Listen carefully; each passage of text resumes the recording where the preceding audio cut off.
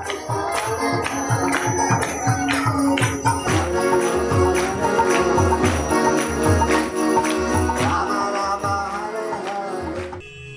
नमो भगवते वासुदेवाय। ओम नमो भगवते वासुदेवाय। ओम नमो भगवते वासुदेवाय। तो आज हम आपको कई श्लोक चैतन्य भागवत से पढ़कर सुनाएंगे और इस पूरे अध्याय में आप पढ़ते हो कि महाप्रभु ने कैसे उनके भक्तों को कहा घर घर जाओ और क्या करो, प्रचार करो। आप सब प्रचार करना चाहते हो? पक्का? ओके। ये है चैतन्य भागवत का 13वां, बोर्ड में लिखा हुआ है। प्रति घरे घरे गिया हरे एक भिक्षा। बोलो कृष्ण बाजो कृष्ण करो कृष्ण शिक्षा। प्रति घरे गिया हरे एक भिक्षा। बोलो कृष्ण बाजो कृष्ण करो कृष्ण शिक्षा। प्रति घरे गिया कराए भिक्षा। बोलो कृष्ण भाजो कृष्ण करो कृष्ण शिक्षा।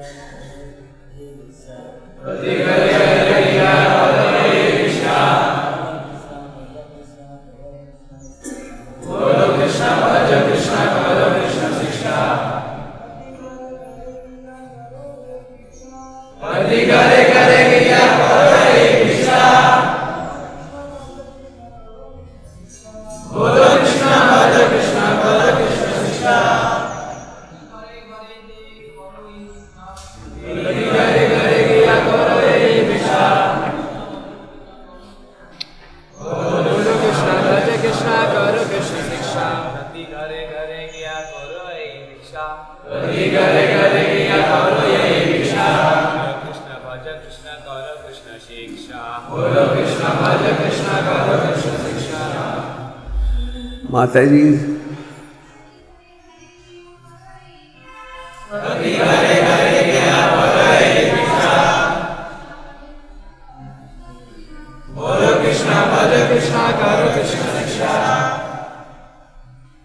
इसका अनुवाद इस प्रकार से है इंग्लिश में।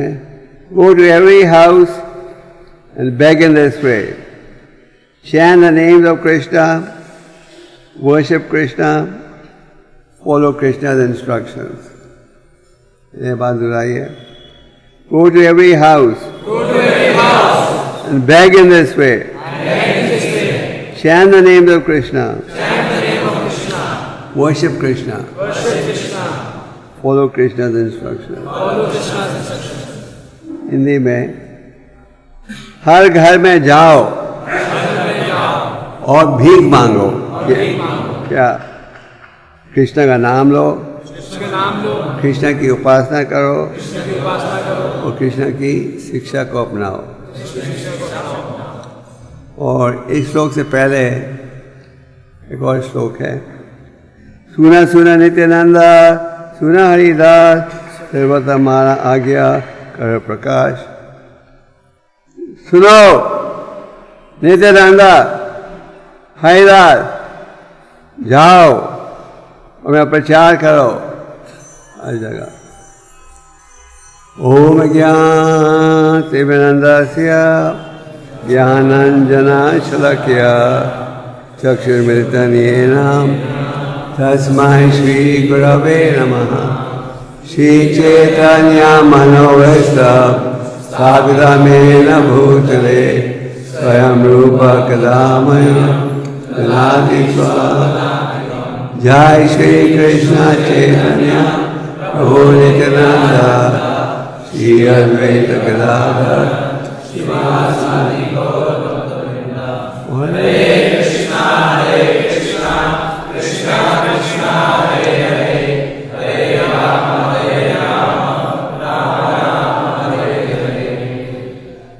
चैतन्य महाप्रभु ने प्रचार की सेवा पर बल दिया, क्योंकि परम भगवान श्री कृष्ण प्रचार की सेवा पर बल देते हैं।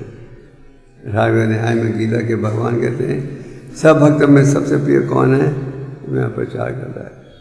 यहाँ ये कहा जा रहा है कि एक दिन चैतन्य महाप्रभु ने भगवान नित्यानंद और हरिदास को बुलाकर कहा, जाओ हर कोने में और मेरा प्रचार करो। और आगे ये कहा गया है, महाप्रभु ने कहा हर घर में जाओ और लोगों से भीख मांगो। अक्सर लोग भीख मांगते हैं अपने स्वार्थ के लिए, और भीख मांगो क्या, आप कृपा करके कृष्ण का नाम लो, कृष्ण की उपासना करो और कृष्ण की शिक्षा को अपनाओ। तो चैतन्य महाप्रभु के आदेश ये था कि घर घर जाकर प्रचार करो। आगे उन्होंने कहा इसके अलावा और कुछ चर्चा मत करो। ये नहीं क्या प्रचार करने जा रहे हो और बैठ के प्रजल्पा करो। आगे कहा गया है इसके अलावा और किसी विषय की चर्चा मत करो, और सारा दिन प्रचार करके शाम को आकर मुझे बताओ आपने क्या प्रचार किया। महाप्रभु ने कहा इसके अलावा और कुछ मत संदेश दो, तो शाम को आकर बताओ कि यहाँ प्रचार किया। जैसे कि जब प्रभुपाद पृथ्वी पर से शाम को पूछते थे भक्तों से आज प्रचार कैसे हुआ, कितने लाइफ हम बनाए, कितनी किताबें हम बांटी, और हम रोज़ सुबह स्कोर पढ़ते हैं प्रचार का भगवान को। तो ये है महाप्रभु के आदेश के अनुसार। महाप्रभु ने ना यही कहा घर घर जाके प्रचार करो, आगे उन्होंने ये भी कहा आकर मुझे रिपोर्ट दो रोज शाम को कि प्रचार का क्या नतीजा था। आगे उन्होंने कहा कृष्णा प्राण कृष्णा धान कृष्ण से ही जीवन, हे न कृष्ण बाले बाले होए एक मना। कृष्ण जो है वो ही आपका जीवन है, और कृष्ण भक्ति ही असली धन है। आज लोग ये नहीं समझ पाते कि असली धन क्या है। यहाँ महाप्रभु कह रहे कृष्ण धाना, कृष्ण ही तुम्हारा असली धन है। अभी जो हरिनाम करते हो ये है असली धन, और कृष्ण ही तुम्हारा प्राण है। और सब भाइयों कृष्ण का नाम लो। तो चैतन्य महाप्रभु ने अनेक श्लोकों के द्वारा नित्यानंद हरिदास को आदेश दिया, जाओ घर करो, क्या करो, इसके अलावा और कुछ बात मत करो, जल्पा नहीं करो, सिर्फ कृष्ण चर्चा करो। तो महाप्रभु के आदेश के अनुसार नित्यानंद हरिदास ने प्रचार शुरू किया, घर घर जाकर प्रचार कर रहे थे। कई घरों में वो गए, लोगों ने उनका बड़े उत्साह के साथ स्वागत किया। लोगों ने कहा सन्यासी, दोनों थे सन्यासी वस्त्रों में, तो लोगों ने कहा सन्यासी आए हमारे घर में, हमारे घर को पवित्र बनाने के लिए, बैठिए और क्या है आपका आदेश। तो महाप्रभु का संदेश क्या था, सबसे कहो बाजो कृष्ण बोलो कृष्ण, करो कृष्ण शिक्षा, यही वो करते थे। और नित्यानंद हरिदास का ये संदेश सुनकर अनेक भक्तों ने क्या कहा, हाँ हम पालन करेंगे, जरूर आप हमारे घर में आओ, प्रसाद ग्रहण करो। और नित्यानंद हरिदास कहते थे नहीं, हमें कुछ नहीं चाहिए, प्रसाद नहीं चाहिए, सिर्फ आप हरि का नाम लो, इसमें ही प्रशंसा है। ये चैतन्य महाप्रभु का संदेश। बोलो कृष्णा, सदा कृष्णा का नाम लो। कृष्णा के नाम में इतनी शक्ति है कि आप दिन रात नाम लोगे तो भी थकोगे नहीं। कली काले नाम रूपा कृष्णा उत्साह। इस कलयुग में भगवान अवतारित होते हैं उनके दिव्य नामों के द्वारा, और कृष्ण के नामों में इतनी शक्ति है कि अगर वो कोई अज्ञानता के साथ भी नाम लेगा तो उसका उसे लाभ पहुंचेगा। इसके लिए शास्त्र का निर्णय क्या है, हरि नाम हरि नाम हरि नाम एवं केवलम खलो न सेव न सेव न सेव एवं गति न। और कृष्ण की उपासना करो। कृष्ण भगवान प्रकट होते हैं उनके आर्च विग्रह के रूप में, और इस आर्च विग्रह और भगवान में कोई अंतर नहीं। हमें ये नहीं सोचना चाहिए ये पत्थर की मूर्ति है या लकड़ी की मूर्ति है, हमें ये सोचना चाहिए यहाँ भगवान स्वयं प्रकट है, और भगवान की सेवा में जुड़ने का प्रयास करना चाहिए। तो महाप्रभु के आदेश के अनुसार हरिदास और नित्यानंद घर घर जा रहे थे, और अनेक व्यक्तियों ने बड़े उत्साह के साथ उनका स्वागत किया और कहा हम आपके आदेश का पालन जरूर करेंगे। और महाप्रभु के संदेश के अनुसार उन्होंने हरि नाम करना आरंभ कर दिया। पर कई घरों में वो गए, लोगों ने कहा ये तो पागल है, और निमाई की संगत में रहकर और भी पागल बन गए हैं, अभी आए हैं हमें पागल बनाने गए, जाओ जाओ जाओ। तो कईयों ने उनकी बेइज्जती की, पर उन्होंने सह लिया। जब आप प्रचार के कार्य में जुड़ते हो, हमें ये नहीं सोचना चाहिए कि हर व्यक्ति हमेशा साथ देगा। हमें ये भी तैयार रहना चाहिए कि कई इसका विरोध करेंगे, कई हंसेंगे। आप जब हरि नाम का प्रचार करते हो, ये तो नहीं कि सब उत्साह से स्वीकार करते हैं, कई करते हैं, कई कहते हैं और कोई काम धंधा नहीं है क्या, हर साल आ जाते हो किताब बांटने। कहते हैं लोग तुम जवान हो, जाओ नौकरी करो, ये क्या किताब बेचते हो, कहीं ऐसे भी कहते हैं। तो महाप्रभु के समय भी जब नित्यानंद हरिदास प्रचार कर रहे थे, कईयों ने कहा वो निमाई तो पागल है। पागल क्यों? क्योंकि भगवान का नाम ले रहा था।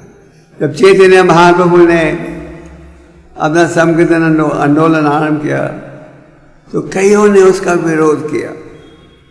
कईयों ने कहा यह तो वह धर्म को बदल रहा है, और जो मुसलमान थे उन्होंने विरोध किया और कहा अगर हम इसके संकीर्तन आंदोलन को नहीं रोकेंगे तो सारे मुसलमान हिंदू बन जाएंगे। एक मुसलमान था जो बार बार जाकर काजी से शिकायत करता था, रोको निमाई के संकीर्तन आंदोलन को। तो काजी ने एक दिन कहा तुम दिन में आकर 10 बार मुझे शिकायत करते हो, रोको रोको रोको, जब भी मैं तुम्हें देखता हूँ तुम हरि नाम बोल रहे हो, ये क्या है? तो फिर उस मुसलमान ने कहा, ये बात सच है, जब से मैंने हरि नाम सुना है, ये शब्द मेरी जीभ से निकलते ही नहीं है। तो कईयों ने विरोध किया था और कई हिंदुओं ने भी विरोध किया था। क्यों? क्योंकि महाप्रभु से पहले स्मार्ट ब्राह्मण लोग धन कमा रहे थे यज्ञ इत्यादि करके, मुझे महाप्रभु ने हरि नाम का प्रचार किया, इसमें तो कोई खर्चे की जरूरत ही नहीं है। तो कई घरों में वो गए, लोगों ने कहा कि निमाई तो पागल है और इन पागलों को भेज दिया है हमारे घर में, हमें पागल बनाने गए, जाओ जाओ। कई घरों में वो गए, लोगों ने उन्हें अंदर आने नहीं दिया। जब चैतन्य महाप्रभु ने अपना संकीर्तन आंदोलन श्रीवास आंगन में आरंभ किया। श्रीवास आंगन है हमारे मायापुर मंदिर के निकट, और महाप्रभु ने वहाँ श्रीवास आंगन में हरि नाम आरंभ किया और 8-8 घंटे एक साथ हरि नाम करते थे। और अंदर केवल जो महाप्रभु के प्रसिद्ध भक्त थे उन्हें आने की इजाजत थी। महाप्रभु की दिव्य लीला हर व्यक्ति नहीं समझ पाता। तो कई शत्रु बन गए, कई नवद्वीपवासी की इच्छा थी अंदर आने के लिए, और श्रीवास उन्हें अंदर आने नहीं देता। एक ब्राह्मण था जो बड़ा तपस्वी था, जिसने जिंदगी भर केवल फल और दूध खाया था। तो वो रोज आता था श्रीवास के पास, मुझे आने दो अंदर, मुझे अंदर आने दो, महाप्रभु का लीला को देखना चाहता हूँ। श्रीवास कहता नहीं नहीं नहीं। फिर श्रीवास ने उन्हें इजाज़त दी। एक छोटा सा छेक था जिसके पीछे उन्होंने कहा, यहाँ से तुम देख सकते हो, वो महाप्रभु तुम्हें नहीं देख पाएंगे। तो वो ये ब्राह्मण वो छेक के पीछे खड़े होकर देख रहा था। महाप्रभु कीर्तन कर रहे थे, एकदम उन्होंने कीर्तन रोक दिया और कहा, यहाँ कोई है जैसे नहीं होना चाहिए। तो श्रीवास घबरा कर कहने लगा, हाँ हाँ हाँ, एक ब्राह्मण है जो बड़ा तपस्वी था, जो मुझे रोज कहता था आपका कीर्तन का दर्शन देने। महाप्रभु ने कहा, केवल दूध और फल खाने से मेरा भक्त थोड़ी बन जाता है, भक्ति योग के द्वारा बन सकता है। महाप्रभु जी के पास से वो भक्त ब्राह्मण भक्त बन गया। तो महाप्रभु ने जब संकीर्तन आंदोलन आरंभ किया, सब लोग अंदर नहीं आ पाते थे, केवल जो उनके प्रिय भक्त थे उन्हें ये सुविधा दी गई थी। तो जब नित्यानंद हरिदास घर घर जा रहे थे, तो कई घरों में वो पहुंचते थे जहाँ की लोग कहते थे, हमने जब प्रयास किया अंदर आने के लिए श्रीवास आंगन में, तुम्हारे भक्तों ने हमें रोक दिया, कहा नहीं आ सकते, अब तुम हमारे घर नहीं आ सकते, मारो इन्हें मारो। मारा नहीं, जो कहते थे मारो मारो मारो। तो ये था हरिदास और नित्यानंद का अनुभव। तो प्रचार की सेवा सबसे महत्वपूर्ण सेवा है, पर हमें ये भी तैयार रहना चाहिए कि जब आप प्रचार करने जाओगे तो अनेक कठिनाइयों का भी कई बार सामना करना पड़ता है। कई बार जब आप प्रचार करते हो तो लोग बेइज्जती भी करेंगे, कई कहेंगे हमारी रुचि है, कई कहेंगे हमारी रुचि नहीं है। पर जो भक्त है भगवान का, वो इससे विचलित नहीं होता। क्यों? क्योंकि उसे पता है ये भगवान की इच्छा है। कई बार संकीर्तन के भक्त कहते हैं अगर किताबें जल्दी जल्दी बिकी तो फिर हमारा उत्साह ऊंचा रहता है। वहाँ जब हम अनेक भक्तों से बात करते हैं, वो किताब वो नहीं लेते, तो हमारा उत्साह कम हो जाता है। तो इसका उत्तर क्या है? उत्तर ये है, उत्साह हमेशा रहना चाहिए, क्योंकि परम भगवान प्रसन्न होते हैं हमारे प्रयास से। और अगर भगवान नित्यानंद हरिदास का कोई अपमान कर सकता है तो हमारी तो बात छोड़ो। तो ये महाप्रभु का आंदोलन है और ये प्रचार की सेवा पर हमारे आचार्यों ने अधिक बल दिया है। ठाकुर भक्तिविनोद ने 1896 में एक ग्रंथ लिखा था महाप्रभु के जीवन के ऊपर, जो कि उन्होंने विश्व के अनेक महाविद्यालयों को भेजा और उन्होंने आगे उनके प्रतिनिधि भक्ति सिद्धांत सरस्वती को यही आदेश दिया था, क्या प्रचार को बढ़ाने के लिए।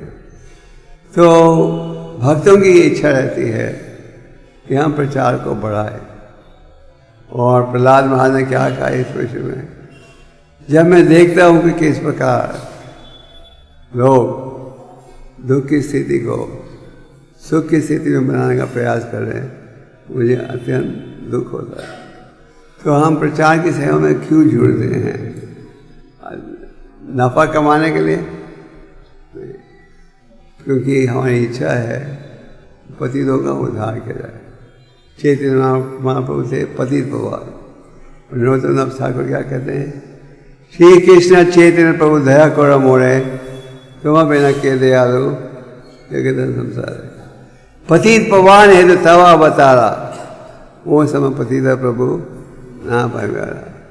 आप अवतारित हुए हो पतितों के उद्धार के लिए। और इस कलयुग में लोग पतितों की कमी है, हम सभी पतित हैं। तो महाप्रभु कहते हैं, नरोत्तम दास ठाकुर कहते हैं, आप प्रकट हुए हो किस लिए? पतितों के उद्धार के लिए। तो ये होना चाहिए हमारा भाव कि हमने प्रयास करना है लोगों की अज्ञानता को दूर करने के लिए। तो चैतन्य महाप्रभु के आदेश के अनुसार नित्यानंद हरिदास प्रचार कर रहे थे।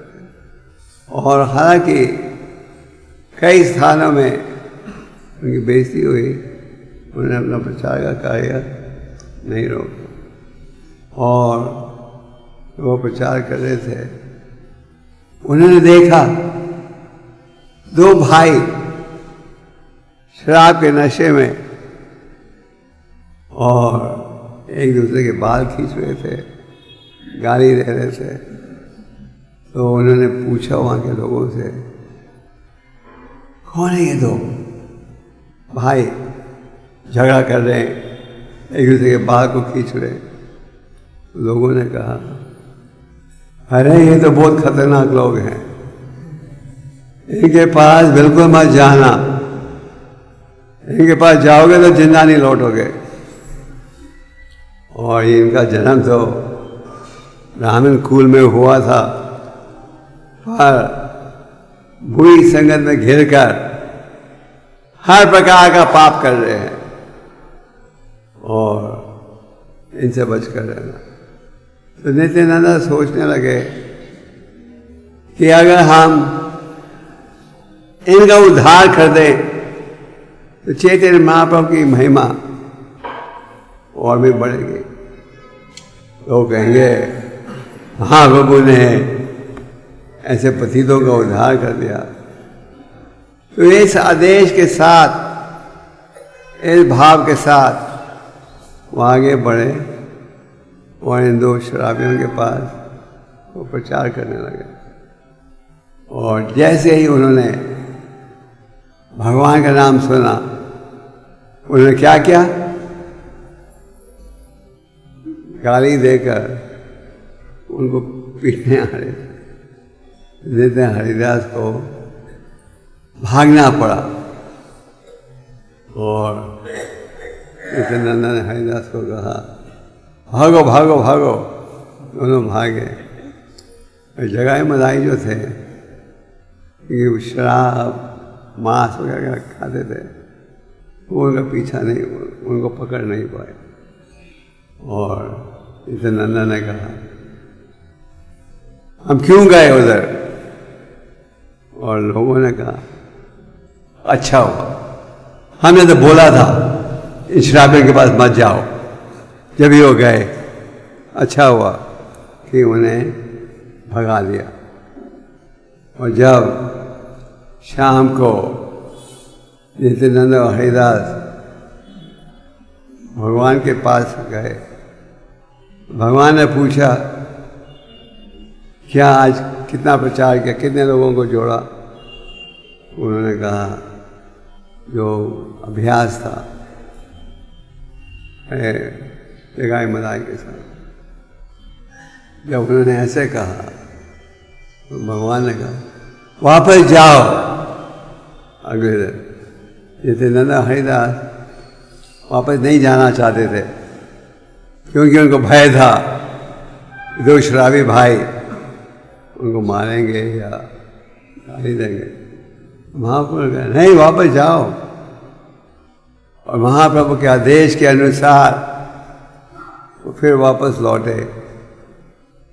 फिर उन्होंने प्रचार किया। और जब फिर प्रचार किया, क्या अनुभव था? नित्यानंद मदाई ने देखा ये तो फिर से वापस आ गए। उन्हें हमने कल भगाया था और बोला था इधर वापस नहीं आना, और वापस आ गए। तो मदाई ने क्या किया? एक पत्थर को मारा, जिसके कारण नित्यानंद के माथे से खून बहने लगा। महाप्रभु ने तो सिद्धांत पिसुनि चेना का संदेश दिया है। सिद्धांत पिसुनि चेना तिरुरवि साक्षना अनामीना मना देना कितना दिशा। हमें अत्यंत सहनशील होना चाहिए। जब महाप्रभु ने देखा कि मदाई ने पत्थर फेंका है जिसके कारण नित्यानंद के माथे से खून बह रहा है, तो महाप्रभु वहाँ तुरंत पहुँचे और अपने सुदर्शन चक्र के द्वारा इनका वध करने वाले थे। जबकि नित्यानंद ने रोक दिया। उन्होंने कहा यही है एक नमूना, इस कलयुग में अब ऐसे लोगों का भी उद्धार करना है। और फिर जब मदाई ने देखा मैंने पत्थर फेंका है, खून बह रहा है, जब भी नित्यानंद कह रहा है कुछ मत करो, तो उनके हृदय में पछतावा आया और उन्होंने पूछा मैं क्या कर सकता हूँ इस पाप के कार्य के परिणाम से बचने के लिए। उनको सेवा दी गई। और घाट एक मदाई घाट, उसको साफ करो दिन में 1000 बार। तो श्रील प्रभुपाद जब विदेश में गए, जब उन्होंने अपना प्रचार शुरू किया, तो जगाई मदाई जैसे लोग थे। जब प्रभुपाद जी ने प्रचार शुरू किया, जैसे एक समय चैतन्य महाप्रभु झारखंड जंगल से गुजर कर जा रहे थे। जब झारखंड जंगल से गुजर कर जा रहे थे, उन्होंने जो पशु थे उनसे भी हरिनाम करवाया। उसी प्रकार श्री प्रभुपाद ने जब इस आंदोलन की स्थापना की, झारखंड जैसे पशु थे, जगाई मदाई जैसे भक्त थे, उनको भी अपने प्रचार के माध्यम से जोड़ा। तो अगर प्रभुपाद प्रचार नहीं करते तो ये जुड़ पाते नहीं। उन्होंने प्रचार किया, 70 साल की आयु में गुरु के आदेश को पूरा करने का प्रयास किया, अंत में सफलता प्राप्त हुई। तो श्री प्रभुपाद जी की हार्दिक इच्छा थी कि हम भी प्रचार के कार्य में लगे रहे और प्रचार के कार्य में जब हम जाते हैं तो हमें हर परिस्थिति के लिए तैयार होना चाहिए। फिर जो ग्रंथों की सेवा है, ये सेवा पर प्रभुपाद जी ने बल इसलिए दिया क्योंकि उनके गुरु महाराज ने भी इस सेवा पर बल। एक समय जब प्रभुपाद राधाकुंड में थे और उस समय भक्ति सिद्धांत जी यज्ञ ये रजमंडल कर रहे थे, तो भक्ति सिद्धांत जी ने एक मृदंगा की तस्वीर खींची और कहा ये जो ग्रंथों के वेतन की सेवा है ये क्या है? बेहद मृदंगा। सारे मृदंगा की आवाज़ थोड़ी दूर तक जाती है और ग्रंथ को आप बॉम्बे में बांटोगे, लंदन में पढ़ सकते हैं और आपको कुछ पता नहीं ग्रंथ का प्रभाव कब पड़ेगा। बाबा जी कहते थे टाइमलेस बॉम्ब, किसी वगैरह भी ब्लास्ट हो सकता है। मैं कई घटनाओं को जानता हूँ जहाँ की 10 साल तक गीता किसी ने पढ़ा नहीं। एक भक्त हैं आज, जो भक्त कैसे बने, 10 साल पहले उन्होंने गीता खरीदी थी, पढ़ा नहीं, अलमारी में रख दिया। 10 साल के पश्चात कोई दुर्घटना बीती जिसके कारण वो दुखी थे। भगवान कहते हैं ना, चतुर्विधा भजन्ते माम, 4 परिस्थितियों में लोग मेरी शरण में आते हैं। क्या ये 4 परिस्थिति? एक जिसको धन चाहिए, दूसरा जो रोगी पीड़ित, जिज्ञासु और ज्ञान के आधार पर। तो जब व्यक्ति दुखी होता है तो कई बार सोचता है चलो भगवान की तरफ।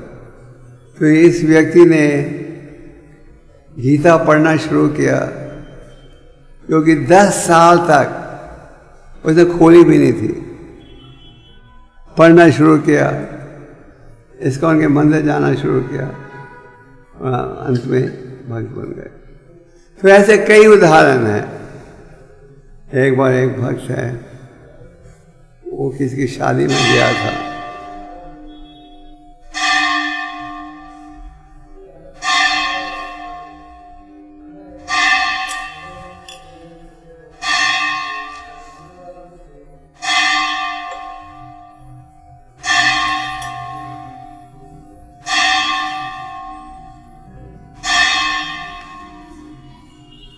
एक बार एक भक्त है जो किसी शादी में गया था। शादी में वो गीता बांट रहे थे सबको और उसने गीता ली, पढ़ना शुरू किया और भक्त बन गया। एक समय अहमदाबाद में हमारा एक भक्त घर घर जाकर गीता बांट रहा था। एक घर में आया जहाँ 2 भाई थे, दोनों बिल्कुल हैंडीकैप्ड और दोनों व्हील चेयर में थे। उस लड़के ने उनको प्रचार किया, उन्होंने गीता ली, गीता पढ़ना शुरू किया, वो दोनों भक्त बन गए। वैसे अनेक उदाहरण हैं। किसी न किसी माध्यम से हमें ग्रंथों को लोगों तक पहुंचा देना चाहिए। और आपको कुछ पता नहीं कब पड़ेगा कब नहीं पड़ेगा। अमेरिका में एक भक्त मिला था मुझे, संकीर्तन भक्त है। मैंने उसे पूछा तुम भक्त कैसे बने? उसने कहा कि मैं मेरे मित्र की गाड़ी में जा रहा था, मित्र की गाड़ी के पीछे एक भगवद गीता पड़ी थी। तो मैंने कॉलेज में भगवद गीता का सुना था।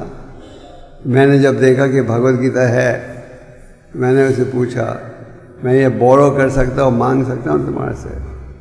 उसके मित्र ने कहा वाई बोरो, ठीक है, मांगना क्या, ले लो। तो मैं हरे कृष्ण के भक्त को मिला था जिसने इतने उत्साह से प्रचार किया कि मैं नहीं बोल पाया, तो मेरी इसमें कोई रुचि नहीं।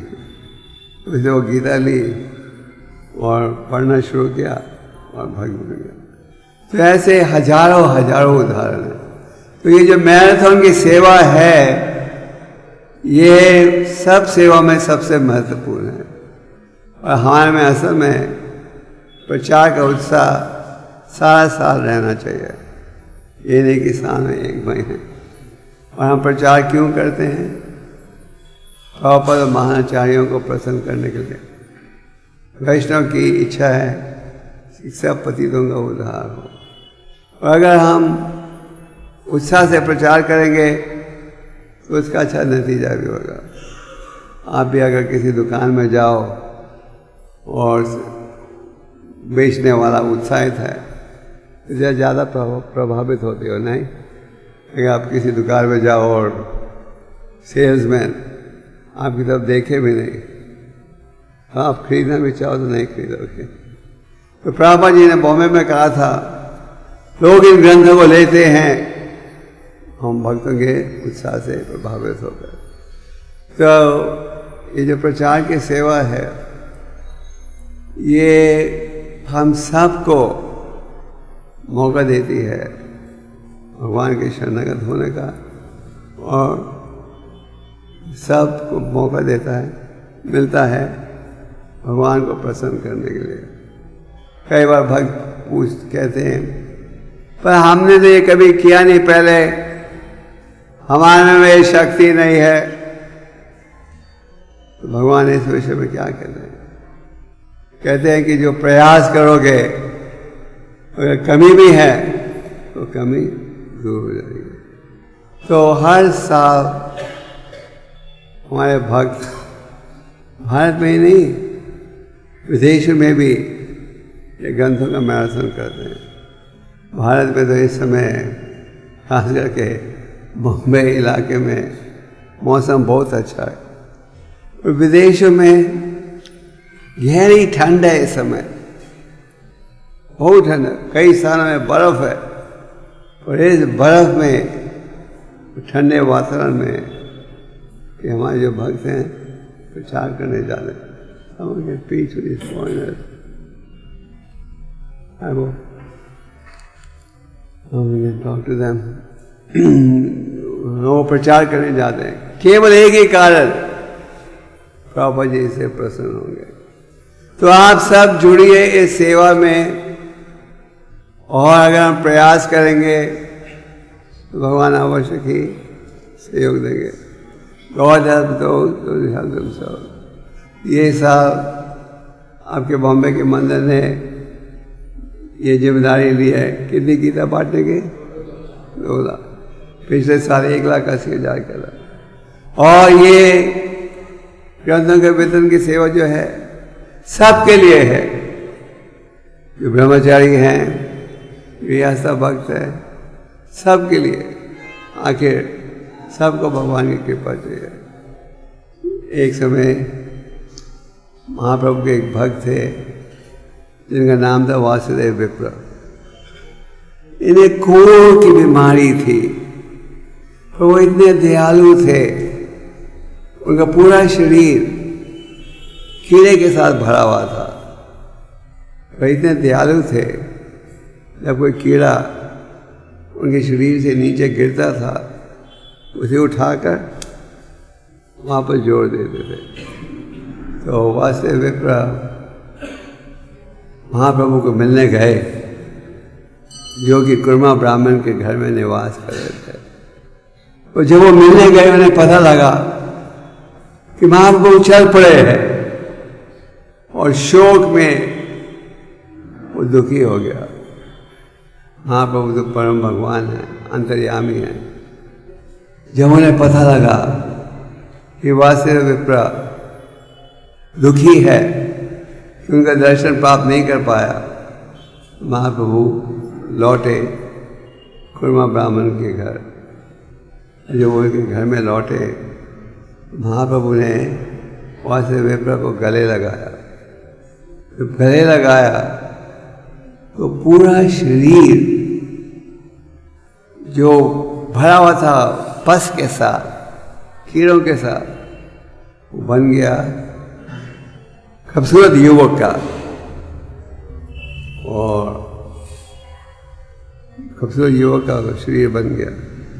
तो फिर वास्तव विप्र ने उन श्लोकों की रचना की जिनकी रचना सुदामा ब्राह्मण ने किया था जब वो अपने घर लौटे। सुदामा ब्राह्मण भगवान के भक्त थे, भगवान के मित्र थे, पर गरीब थे। ना पहनने के लिए एक ही कपड़ा था उनके पास, धोती। पत्नी के पास एक ही साड़ी थी, पर वो संतुष्ट थे। ब्राह्मण जो है हर स्थिति में संतुष्ट रहता है।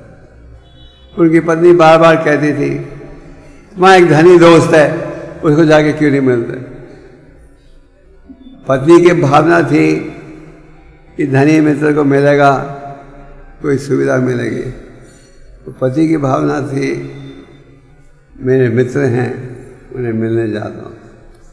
तो सुदामा ब्राह्मण गए, भगवान ने उनका स्वागत किया। भगवान ने देखा दूर से उनके बचपन के मित्र आ रहे हैं, तो खड़े होकर गए उनका स्वागत करने के लिए और उन्हें बिठाया। उन्होंने बचपन की चर्चा की, पर कुछ मांगे बिना लौट गए। जब वो घर लौट रहे थे तो रास्ते में सोच रहे थे, मैं पत्नी को क्या कहूँगा, मैं इतनी दूर से आया था द्वारका, मैंने तो कुछ मांगा भी नहीं। और जब भगवान तो अंतर्यामी है, ईश्वर सर्वभूतानां हृदय से रजनते। और जब वो अपने कुटिया पर पहुंचे तो उन्होंने क्या देखा, कुटिया बन गई थी महल। पत्नी फटी साड़ी की बजाय रेशम की साड़ी में। तो वो समझ गए ये सब संभव हुआ है उनके मित्र की कृपा के कारण। तो फिर उन्होंने अनेक स्तुतियों की रचना की। तो वास्तव विप्र महाप्रभु के गले लगने से खूबसूरत युवक बन गए। तो उन्होंने भी उन्हीं श्लोकों का उच्चारण किया जो कि सुदामा ब्राह्मण ने किया था। फिर उन्होंने पूछा कि अभी आपकी कृपा से मैं कितना खूबसूरत युवक बन गया हूँ, कहीं मैं घमंडी नहीं हो जाऊं और विनम्रता से रहने के लिए क्या करना चाहिए। महाप्रभु ने कहा, सदा हरि का नाम लो, गीता पढ़ो और हरि के नाम का प्रचार करो। तो प्रभुपाद इस श्लोक के तात्पर्य में कहते हैं, जैसे वासुदेव विप्र का उद्धार हुआ, इस संस्था के सब भक्तों का उद्धार हो रहा है। तो इस संस्था के सारे भक्तों का कर्तव्य क्या बनता है, क्या बनता है? घर घर जाकर प्रचार करने के लिए। तो प्रभुपाद जी की कृपा है कि हम सबको प्रचार की सेवा में जुड़ने का मौका मिल रहा है। तो आप सब भक्तों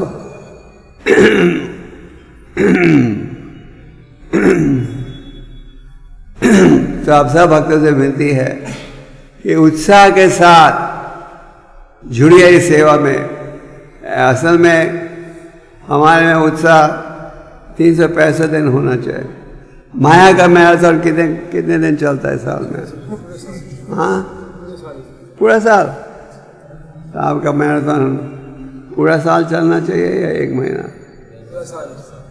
आप पूरा साल करते हो? माया के सामने हार जाते। हमारे प्रचार का उत्साह पूरे साल होना चाहिए। तो आप सब मैराथन में जुड़िए।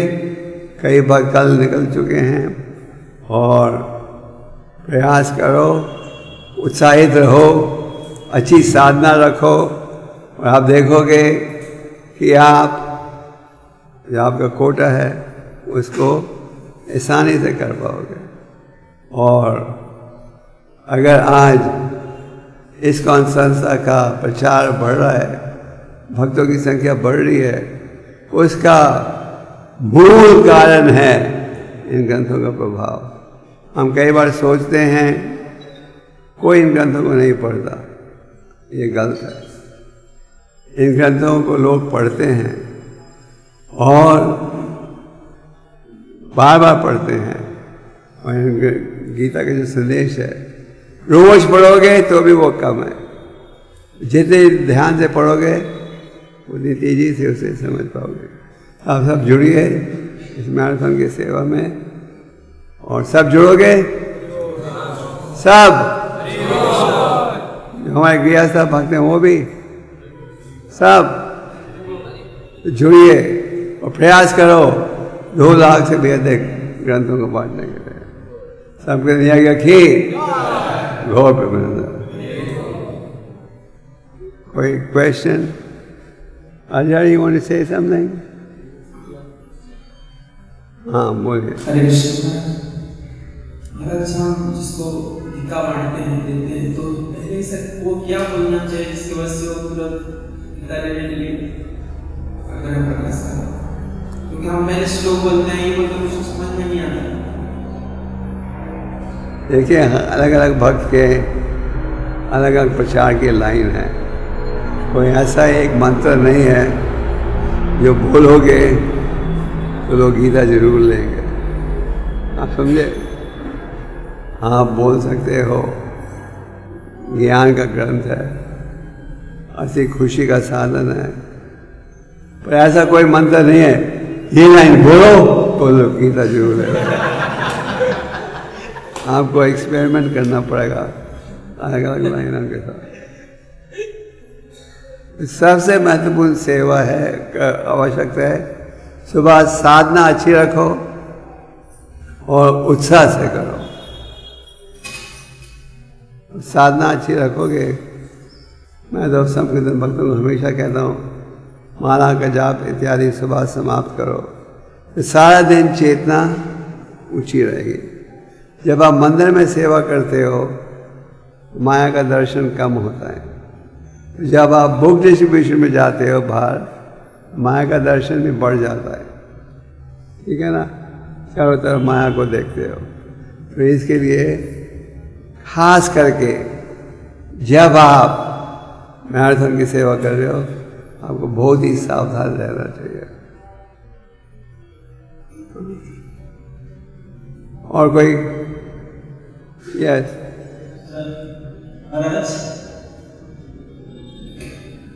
गुरु की प्रसन्नता के लिए गुरु की इच्छा पूरी करते हैं, किस प्रकार हमारे गुरु को पता चलता है कि हम उनके मनोभाव को पूरा कर रहे हैं? ये सब ऑटोमेटिकली हो जाता है।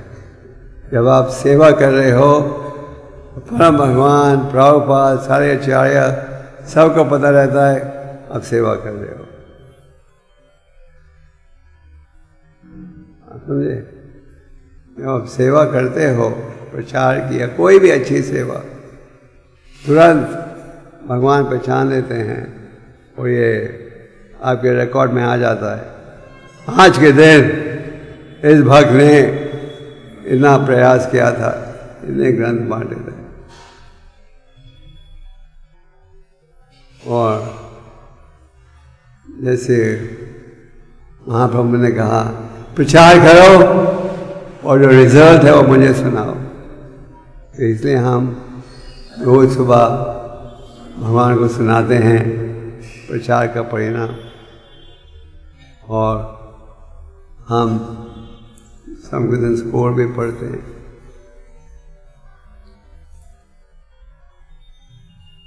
ठीक है? और कोई प्रश्न?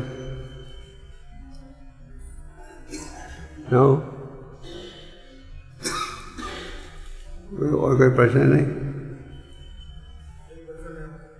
हाँ, और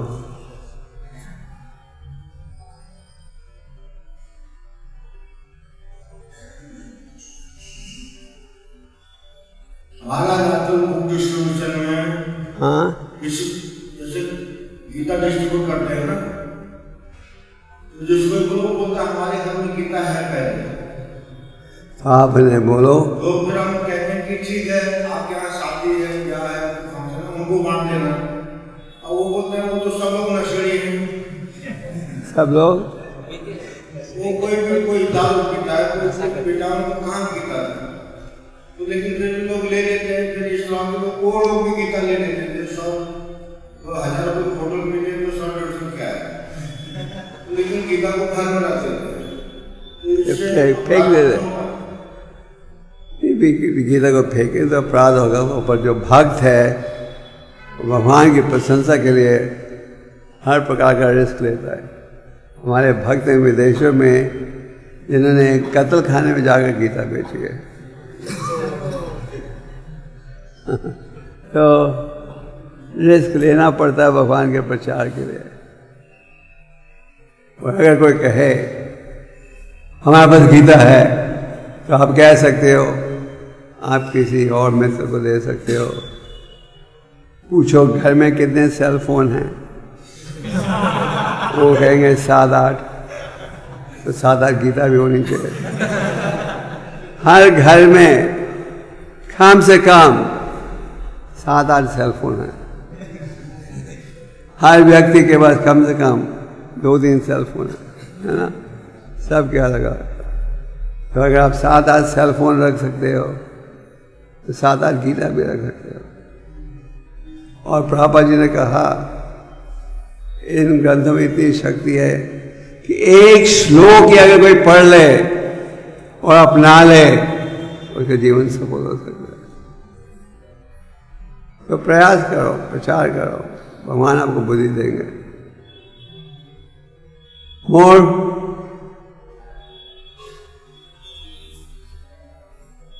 ओके, हरे कृष्णा।